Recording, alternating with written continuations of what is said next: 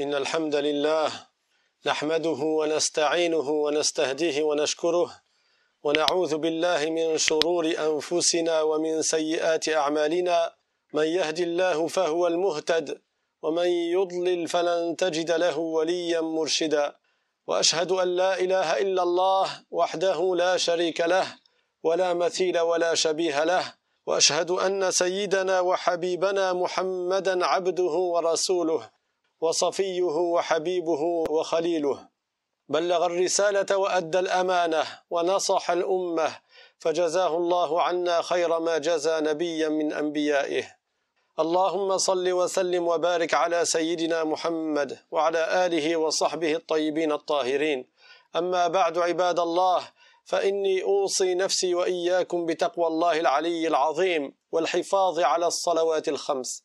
Mes frères de foi, je vous recommande ainsi qu'à moi-même de faire preuve de piété à l'égard d'Allah Ta'ala et de nous attacher aux 5 prières quotidiennes. Allah Ta'ala yaqulu fil Qur'an al-Karim حافظوا على الصلوات والصلاة الوسطى وقوموا لله قانتين. Allah Ta'ala nous ordonne dans un verset du Coran de nous attacher à persévérer dans l'accomplissement des prières et particulièrement dans l'accomplissement de as-salat al-wusta. Littéralement, ça donne la prière du milieu. وقد قال بعض العلماء إن الصلاة الوسطى هي صلاة العصر. Pourquoi la prière du milieu particulièrement? Parce que, comme l'ont dit certains savants, c'est la prière du Asr.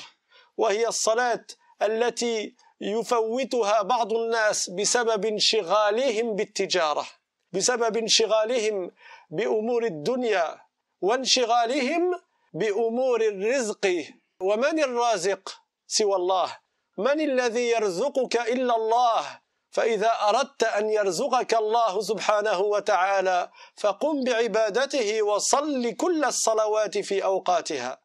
Dans ce verset, il nous est demandé de persévérer dans l'accomplissement des prières et particulièrement la prière al-wusta. Certains savants ont dit c'est la prière du Asr parce que cette prière-là, c'est celle que beaucoup de gens délaissent parce qu'ils sont occupés par la dunya. C'est la prière que beaucoup de gens délaissent parce qu'ils sont occupés par le commerce. C'est en pleine journée. Ils sont occupés par le travail. Donc, sous prétexte qu'ils cherchent leur subsistance, ils vont délaisser l'adoration de celui qui leur donne leur subsistance. Wal'iyadhu billahi ta'ala. As-salatu hiya thani arkan al-islam. La prière, c'est le deuxième pilier de l'islam. كما قال عليه الصلاة والسلام فيما رواه البخاري ومسلم بني الإسلام على 5. Le prophète sallallahu alayhi wa sallam a dit dans un hadith rapporté par Al-Bukhari et Muslim que l'islam est basé sur 5 piliers, que l'islam est basé sur 5 principaux devoirs. شهادة أن لا إله إلا الله وأن محمدا رسول الله وإقام الصلاة وإيتاء الزكاة وحج البيت وصوم رمضان. Le prophète sallallahu alayhi wa sallam a cité quels sont ces 5 principaux devoirs. Bien sûr, le premier, c'est l'attestation de foi, ce qui permet à la personne de devenir musulmane. L'attestation qu'il n'est de Dieu que Allah et que Muhammad est le messager d'Allah. Le témoignage que nul ne mérite d'être adoré hormis Allah et que Muhammad est son esclave et son messager. Deuxième devoir plus important en islam, c'est la prière. Il a dit « Wa iqam as-salah », l'accomplissement de la prière, c'est-à-dire des 5 prières quotidiennes. « Wa min dalaili ahammiyati as-salat », parmi ce qui montre l'importance de la prière, « Anna as-salat thani arkan al-islam ». Il y a donc que la prière, c'est le deuxième plus grand devoir en islam, après le fait d'être musulman. « Kadhalika min dalaili ahammiyati as-salat » également, parmi les preuves qui montrent l'importance de la prière, anna as-salat furidat qabla al-hijra, c'est que la prière a été rendue obligatoire la nuit du voyage nocturne et de l'ascension. Les 5 prières quotidiennes ont été rendues obligatoires dans la nuit du voyage nocturne et de l'ascension, et cela a eu lieu avant l'hégire du prophète sallallahu alayhi wa sallam. Baynama siyamu Ramadan furida ba'da al-hijra tandis que le jeûne du mois de Ramadan a été rendu obligatoire après l'hégire. Al-Hajju furida ba'da al-hijra. Le pèlerinage a été rendu obligatoire après l'hégire. Az-zakatu furidat ba'da al-hijra. La zakat a été rendue obligatoire après l'hégire. Mais la prière, elle a été rendue obligatoire avant l'hégire. Et avant même ces 5 prières que nous connaissons, le prophète enseignait à ses compagnons d'autres prières qui avaient lieu avant que ne soient prescrites ces 5 prières-là. D'ailleurs, la nuit du voyage nocturne et de l'ascension, le prophète sallallahu alayhi wa sallam, avant de partir avec Jibril alayhi salam faire ce voyage extraordinaire, il a fait salatul atama avec ses compagnons. Il a fait la prière de al-atama. Donc déjà, il y avait des prières à la Mecque. Et cela montre l'importance de la prière en islam. كذلك من دلائل أهمية الصلاة أنه اختص لها بنداء. Parmi les signes qui montrent l'importance de la prière, c'est qu'il y a un appel qui est spécifique pour rassembler les gens pour la prière. وهو الأذان, c'est le fameux appel à la prière. ويجب لها الطهارة من الحدث الأكبر والأصغر. Pour la prière, tu dois être en état de purification complète, c'est-à-dire purification du grand hadith et purification du petit hadith, par ce qu'on appelle la grande ablution et la petite ablution. وينبغي أن تذهب إلى الصلاة بوقار وسكينة. Également, il t'est demandé en tant que musulman d'aller accomplir la prière en assemblée à la mosquée avec sérénité. Tu cours pas pour aller faire la prière. Tu viens pas en étant essoufflé. Même s'ils ont déjà commencé la prière, il t'est demandé de marcher avec waqar, avec sérénité. Tu ressens déjà avant même d'entrer dans la prière la crainte d'Allah Ta'ala et l'importance et l'éminence de l'acte d'adoration que tu t'apprêtes à accomplir. Même si la prière elle a commencé, tu ne cours pas pour aller à la mosquée, mais tu marches avec sakina, avec sérénité, avec waqar, avec apaisement. كذلك مما يدل على عظم الصلاة وأهميتها أنه يجب أداؤها في السفر والحضر ويجب أداؤها في الصحة والمرض ويجب أداؤها في الأمن والخوف. Parmi ce qui montre également l'importance de la prière, c'est que quelle que soit la situation, il t'est un devoir de l'accomplir. إلا إن ذهب عقلك. Sauf si tu as perdu ta raison. Tu n'es plus mukallaf, tu n'es plus responsable. Tu es devenu fou, dans ce cas-là, tu n'es plus concerné par l'obligation de la prière. En dehors de ce cas particulier, quel que soit ton état, tu dois faire la prière. Que tu sois en voyage ou résident. Également, quand tu es en bonne santé ou quand tu es malade, tu dois accomplir ta prière. Quand tu es en sécurité ou quand tu as peur, tu dois accomplir ta prière. وكذلك مما يدل على أهمية الصلاة أن النبي صلى الله عليه وسلم أوصى بها وهو على فراش الموت. Également, parmi ce qui montre l'importance de la prière, c'est que la dernière chose que le prophète nous a incité à faire, la dernière chose pour laquelle le prophète sallallahu alayhi wa sallam a parlé alors qu'il était sur son lit de mort, il a dit as-salah, as-salah. Il a parlé de la prière, c'est-à-dire attachez-vous à la prière. وكذلك ورد في حديث رسول الله صلى الله عليه وسلم أنها أول ما يحاسب عليه المرء يوم القيامة. Il a été rapporté par le prophète sallallahu alayhi wa sallam que la première chose sur laquelle tu seras interrogé au jour dernier, c'est la prière. Est-ce que tu l'as faite? Donc mes frères de foi, sachez que la prière, c'est ce qui a été le plus cité en tant qu'adoration dans le Coran.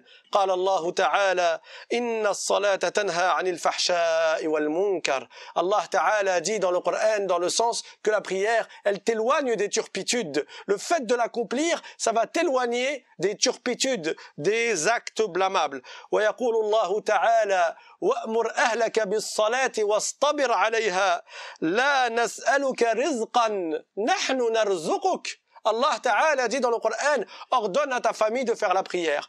Patiente sur l'accomplissement de la prière. Nous ne te demandons pas de subsistance, on te donne la subsistance. Allah Ta'ala, c'est lui qui te donne la subsistance. Et ce qui compte, la réussite, tu l'obtiens par la piété. ويقول الله تعالى في القرآن الكريم ما سلككم في سقر قالوا لم نك من المصلين. Et dans un verset, Allah Ta'ala dit qu'il sera demandé aux gens de l'enfer, qu'est-ce qui vous a amené à l'enfer? Et ils répondront, parce qu'on ne priait pas, parce qu'on n'accomplissait pas la prière. هذا وأستغفر الله لي ولكم فيا فوز المستغفرين. الحمد لله رب العالمين وصلى الله وسلم على رسول الله وعلى آله وصحبه ومن والاه. أما بعد عباد الله فإني أوصي نفسي وإياكم بتقوى الله العلي العظيم. Mes frères de foi, je vous recommande, ainsi qu'à moi-même, de faire preuve de piété. Cette khutba va être courte étant donné les conditions météorologiques, mais je souhaitais parler d'un sujet qui n'a pas de rapport direct avec la prière, quoique c'est un sujet d'actualité. Il y a un frère, un papa, qui est venu à la mosquée pour se plaindre. Il s'est plaint de quoi? Son fils, qui habite à Choisy-le-Roi, s'est fait tabasser par des jeunes qui habitent à Alfortville. Ils ont filmé, ils ont mis ça dans les réseaux sociaux. Hal yaliqu hadha bina? Est-ce que c'est digne de nous? Pourquoi j'ai dit ça n'a pas de rapport direct avec la prière?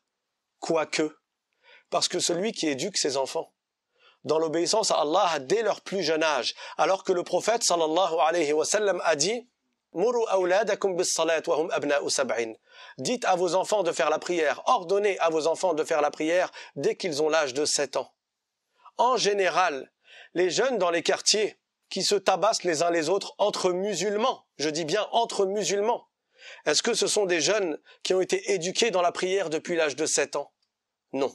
Souvent, l'éducation spirituelle, l'éducation religieuse a été délaissée et ils ont été élevés et éduqués par le comportement de leurs camarades, c'est-à-dire par la rue. Et ça, c'est malheureux. On passe notre temps à nous plaindre de l'état de notre communauté. On passe notre temps à nous plaindre de ce qui arrive à nos frères. Mais ce qui arrive à nos frères dans le monde entier est dû à l'état de notre communauté.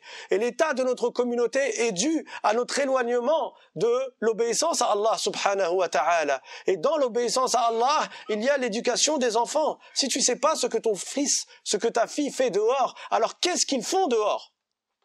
À toi de les garder à l'intérieur. À toi d'avoir un œil sur eux. C'est quoi cette façon de faire? D'aller frapper des gens injustement et d'aller mettre ça sur les réseaux? Est-ce que tu aimerais que cela t'arrive à toi? Ces jeunes-là n'ont-ils pas de raison? Est-ce que tu accepterais pour ta propre famille ce que toi tu fais aux autres? Un sujet qui n'a rien à voir. Un homme est parti voir le prophète sallallahu alayhi wa sallam et il lui a dit « Autorise-moi à forniquer. Donne-moi l'autorisation, j'ai envie de forniquer. » Le prophète sallallahu alayhi wa sallam lui a dit « Est-ce que tu accepterais ça pour ta mère ?» Il a dit non. Il a dit « Est-ce que tu accepterais ça pour ta sœur ?» Il a dit non. Il lui a dit « Est-ce que tu accepterais ça pour ta tante paternelle ?» Il a dit non. Il lui a dit « Est-ce que tu accepterais cela pour ta tante maternelle ?» Il a dit non. Donc réfléchis, et là je parle aux jeunes bien entendu, avant de faire quelque chose à autrui, est-ce que tu accepterais qu'on te le fasse?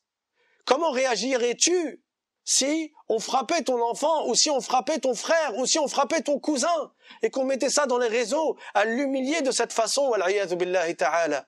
Et ça, c'est un message qui ne doit pas être porté seulement par les imams, seulement le jour du vendredi. En général, ces jeunes-là n'assistent pas forcément à la prière du vendredi, s'ils sont prêts à sortir pour aller tabasser les gens.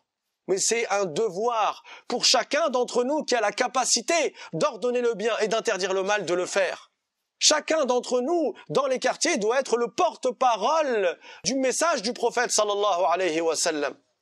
Et donc, si vous connaissez ces jeunes, ou si vous connaissez des jeunes qui connaissent ces jeunes, que chacun soit le maillon de cette chaîne qui appelle à la droiture et qui appelle à délaisser le haram et à délaisser l'injustice. Parce qu'au jour du jugement, l'injustice, elle ne se réparera pas avec de l'argent. Au jour du jugement, c'est les bonnes actions de celui qui a été injuste qui seront retirées de sa balance et qui seront données à celui qui a subi l'injustice. Et s'il n'a plus de bonnes actions, alors ce seront les péchés de celui qui a subi l'injustice qui seront retirés de sa balance et qui seront mis sur le plateau de l'injuste. Mais ça, ils ne le savent probablement pas parce qu'ils n'assistent pas à la Jumu'ah, parce qu'ils ne viennent pas faire la prière à la mosquée.